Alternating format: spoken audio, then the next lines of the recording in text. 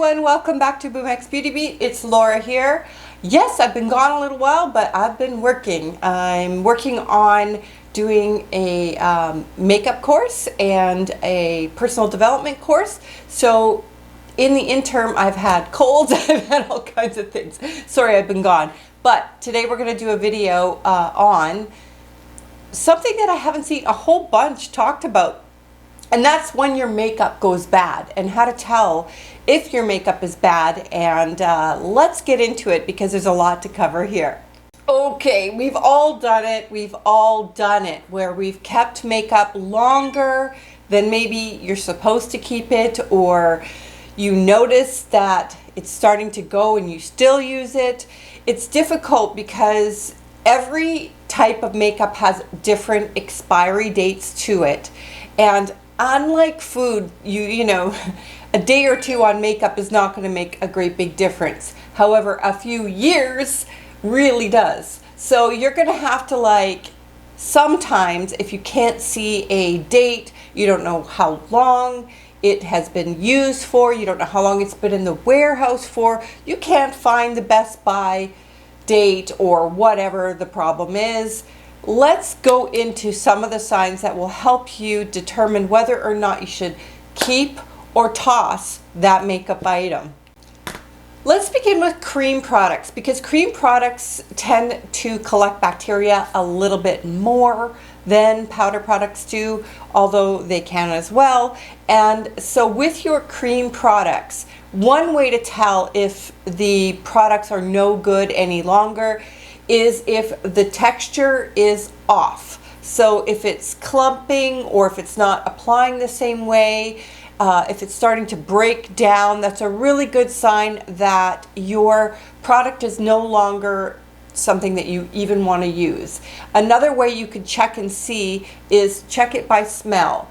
Check the smell of the product. If it smells off, funky, musty, moldy, any of those things, any kind of scent to it, you should be determining that your product is no longer a good product to use, and you got to give it the toss. Sometimes a product is not necessarily old, but it's been contaminated in some kind of way. Maybe it's because of the heat, maybe because there's been a lot of bacteria added into the product. So even though it may not be old, it might already have issues around it, or maybe the manufacturer did something and it's timing out.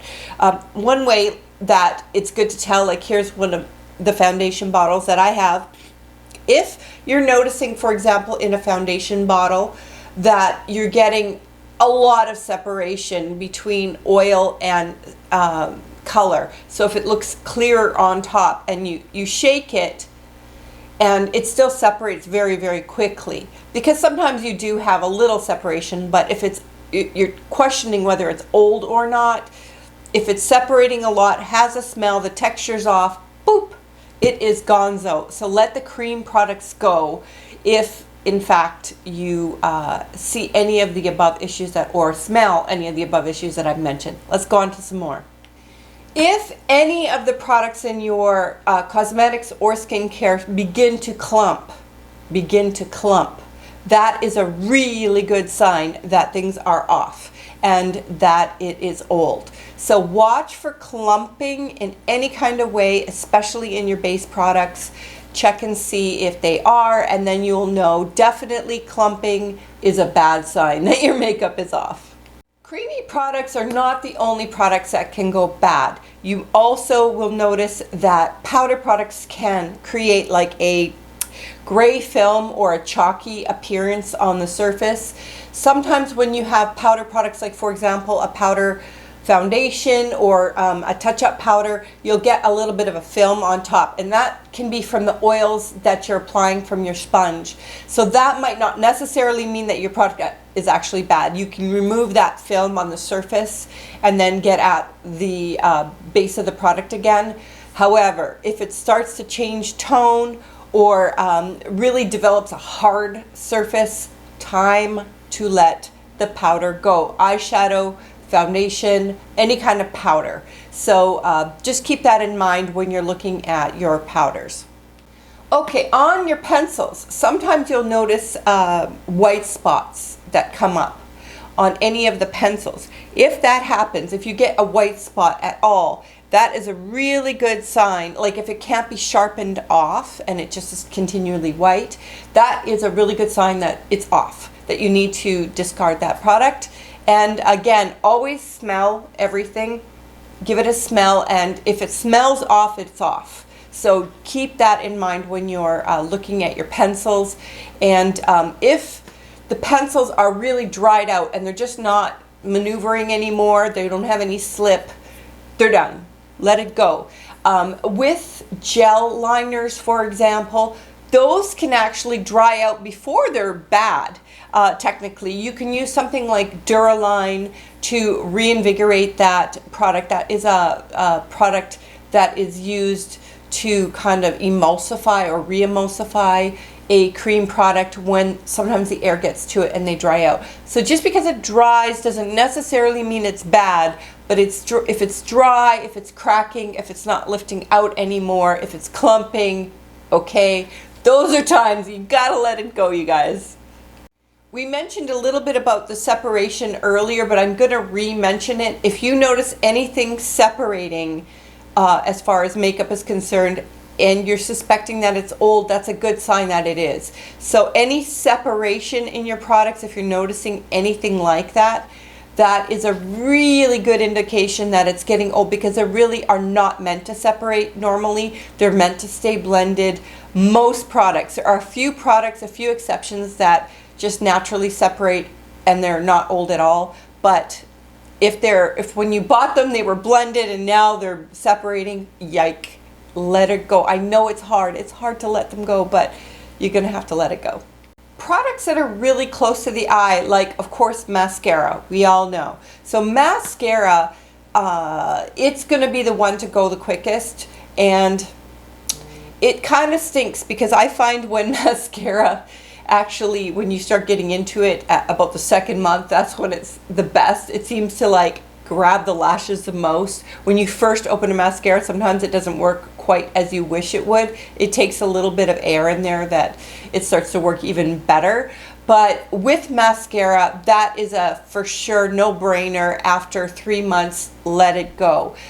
You can buy a mascara new and open it, and if it smells off, even new, don't use it, because you can go by your nose. I mean, you know what a makeup sort of should smell like, and you know when you smell something that is off. So pay really close attention to smell at all times. And mascara, like I said, times out. Now you know, don't ever share your mascara with anybody, and if you ever need to share your mascara, just keep some wands around and do a single dip per wand if you borrow it or use on someone else, because that is one of the things that can really infect the eye. So I'm going to talk a little bit more about some infections and when to be weary and when to worry.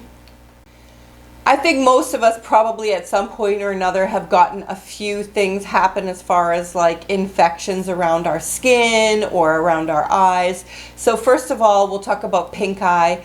Pink eye's a doozy, because if anything in your makeup kit has touched your eyes and you have pink eye, you're going to have to let it go, because that kind of bacteria is like next to impossible to just disinfect your stuff and get rid of it, especially your mascaras, your eyeliners, things like that.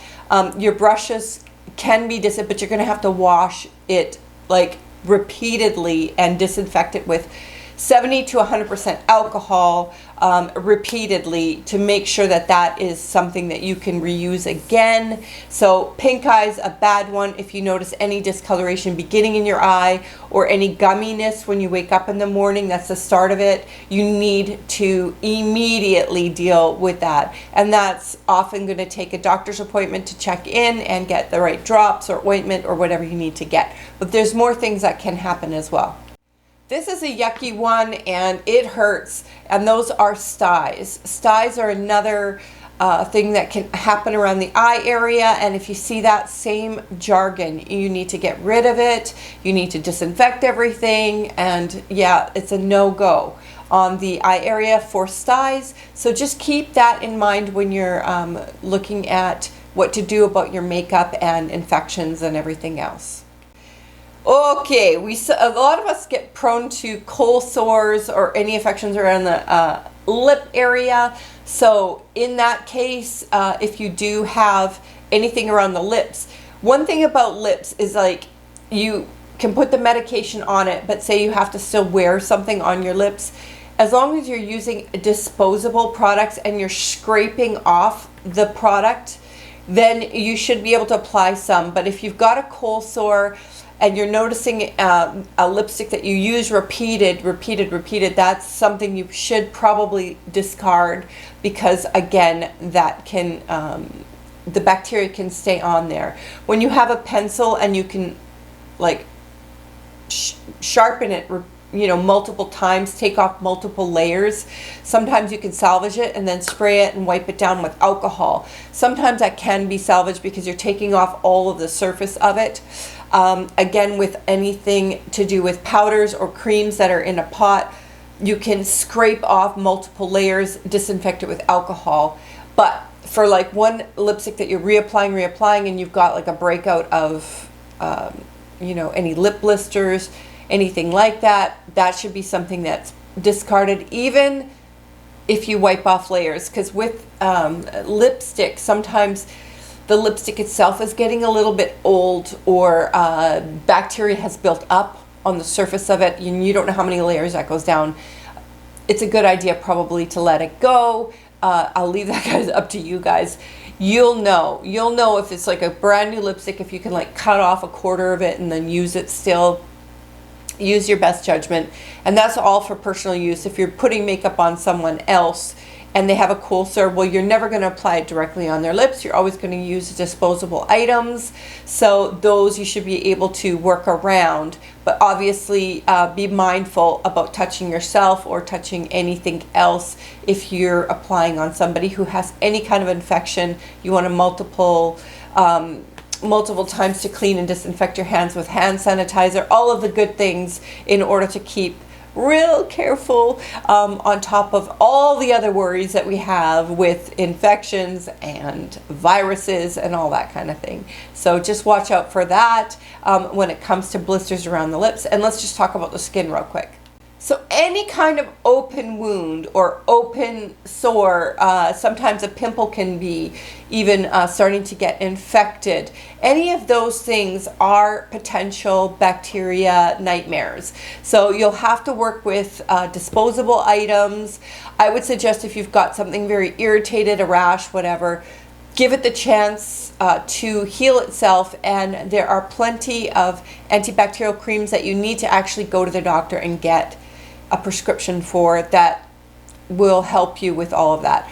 Polysporin and other things like you know, peroxides and other disinfecting agents like alcohol are all preventative and helpful, but when it gets into the infection stage, most times you will have to see a doctor for that and get that all solved. So watch for those signs. Watch for pain building around the eye. Watch for gumminess. Watch for a numbness around the lip. And if you see a bump start to build, watch for any pus that starts to happen on open wounds. All of these things are important factors. And just try to keep mindful of your brushes. And keep your brush cleaner nearby. Keep some alcohol spray in a bottle. I always keep it nearby, and I put some in spray bottles nearby so I can wipe and spray my products on a regular basis, just to zap any potential bacteria from collecting onto your makeup and onto your brushes. You can use your brush cleaner on the sorry, I'm still plugged up from a cold. And then also deep clean your brushes with, you could use baby soap, you could use brush cleaner as far as like soap brush cleaner, and you also could use shampoo, conditioner, and spray with alcohol as well. Just remember that a lot of alcohol on your brushes is going to dry them out, so you want to be mindful not to just clean your brushes only with alcohol. I hope that helps you guys a little bit with some help. If you have any questions about your age of your makeup, every product is listed differently. Your powders tend to last longer than your creams. And just keep mindful to keep all of these things in your head at all times, to be careful, because having those kinds of things happen to you really does, it's a big downer, and who needs it and who wants it? So watch for all of that. And if you've got anyone around you with infections and you're touching their hand and they're touching their face and it's easily transmittable. So watch that as well as far as transmission. I hope this helps you guys, and don't forget to like and subscribe the video, comment below. You could talk about anything that's happened to you or any suggestions you have. Love you guys, and see you guys in the next video. Oh, and I want to mention one last thing. Watch your eyelash glues as well. If they start to get gummy and they start to get chunky, ditch those also. Just wanted to mention that. Okay, we'll see you guys in the next one. Bye for now.